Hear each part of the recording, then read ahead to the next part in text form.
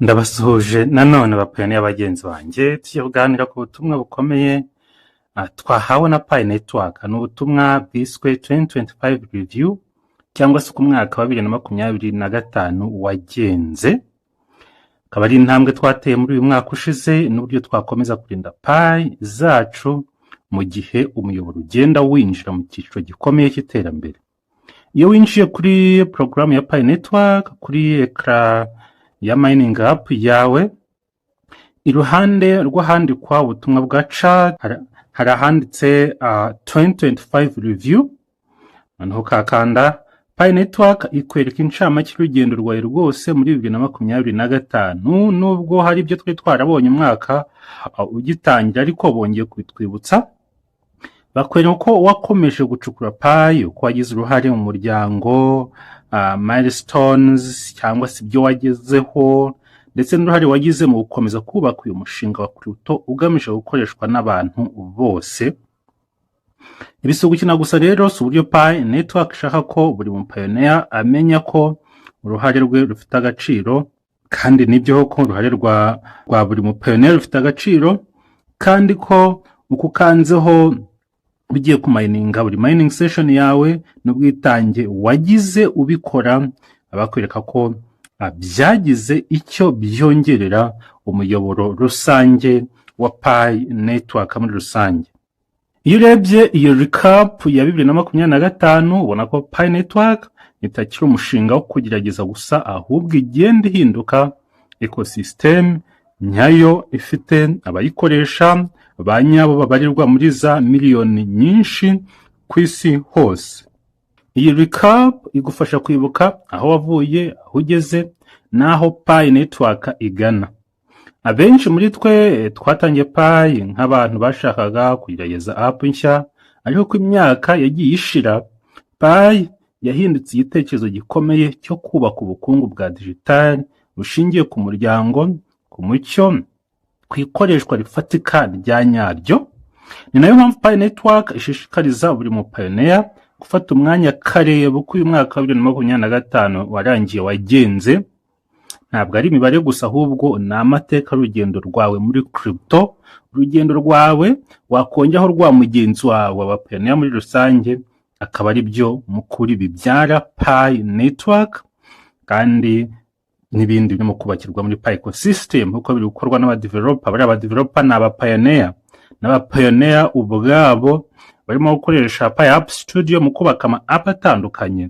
Rero wowe nanjye ni twebwe dufite uyu mushinga mu biganza, uko ni community.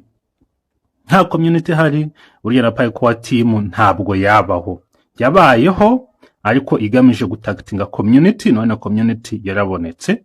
Iyo batagatinga community bakayibura ntabwo byari bukunde, ariko nanone byari bugorane ko babura community kubera intego nziza cyangwa revolution bari bazanye mu bijyanye n'imari ya crypto.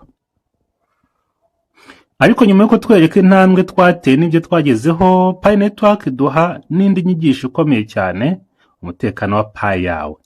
Pi Network iributsa abantu bose ko Pi ifite agaciro, ariko kwakugira agaciro bigasaba ko urinda Pi zawe nyine kugira ngo agaciro nawe ukomeze ukabungabunge. Niyo mpamvu bashimangira ko utagomba na rimwe gusangiza umuntu uwo ari we wese seed phrase cyangwa pass phrase yawe ya Pi wallet yawe, ugomba kuyibika. Kandi twakozeho ibiganiro byinshi. Aya magambo rero uko ari 20 yagize pass phrase ni amagambo y'ingenzi cyane. Abantu benshi bayatakaje, kuyatakaza kubera uburangare, cyangwa se umuntu akaba yakuriganya mu buryo bwa scam, uburyo bumwe ati wampaye pass phrase yawe akagwa platform wakinjira mugashyiramo pass phrase ayo kugira ngo ayibone none ubundi ayitware. Pass phrase yawe rero ni urufunguzo rwawe rukuru, ni rwo rufungura wallet yawe, ni rwo rutuma umuntu wese warubonye ashobora kwinjira muri wallet yawe akaba yagutwara ibyawe, akaba yakohereza Pi ashaka, kandi nta buryo kugeza ubu bumusubiza inyuma burahama. Nubwo security igenda yiyongera na biometrics, ariko kugeza ubu rwose ikintu cy'ibanze ni ukurinda pass phrase yawe.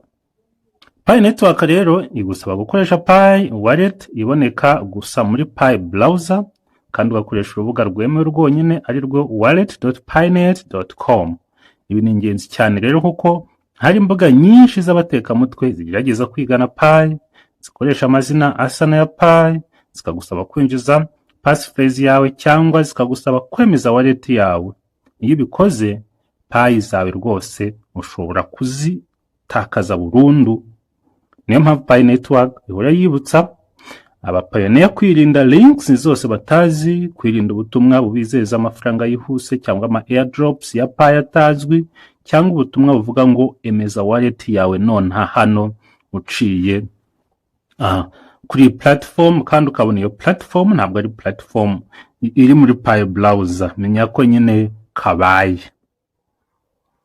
Byongeye kandi Pi Network itwereka aho twakura amakuru yizewe kuri Pi Safety Center yemewe ihujwe muri program. Aha niho Pi Network ishyira amatangazo yemewe, imiyoboro y'itumanaho yemewe, amalink yemewe, n'amaprogaramu n'ibicuruzwa bya Pi ndetse n'inama zijyanye n'umutekano. Iyo ufunguye kuri Pi Safety Center niho ubona imbuga Pi Network ikoresha ndetse n'imbuga zitandukanye social media za Pi Core Team. Ibi bisobanuye ko niba ubonye amakuru atari muri Pi Safety Center cyangwa adaturutse ku miyoboro yemewe Pi Network, ugomba kwitwararikamo kabanza ukamenya yariyo, ariko nanone ayo makuru ntabwo ugomba kuyashidukira. Iyo turebye byose hamwe rero dusanga Pi Network atari gusa umushinga wo gucukura Pi, ahubwo ari ishuri ryigisha abantu uburyo bwo kwitwara mu isi ya crypto ndetse no kurinda imitungo yabo.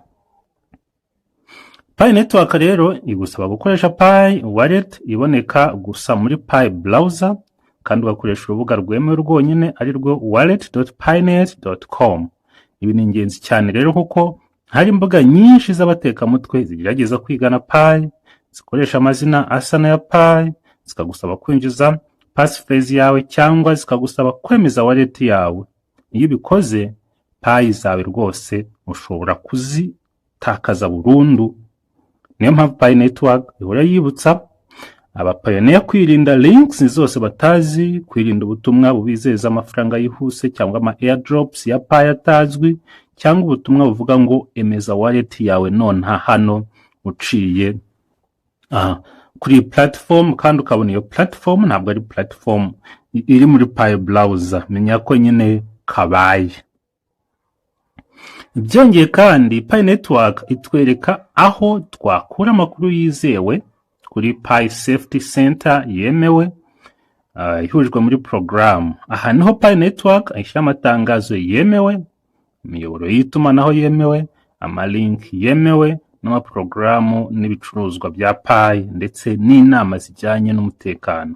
Iyo ufunguye kuri Pi Safety Center niho ubona imbuga Pi Network ikoresha ndetse n'imbuga zitandukanye social media za Pi Core Team. Ibi bisobanuye ko niba ubonye amakuru atari muri Pi Safety Center cyangwa adaturutse ku miyoboro yemewe Pi Network, ugomba kwitwararikamo kabanza ukamenya yariyo, ariko nanone ayo makuru ntabwo ugomba kuyashidukira. Iyo turebye byose hamwe rero dusanga Pi Network atari gusa umushinga wo gucukura Pi, ahubwo ari ishuri ryigisha abantu uburyo bwo kwitwara mu isi ya crypto ndetse no kurinda imitungo yabo.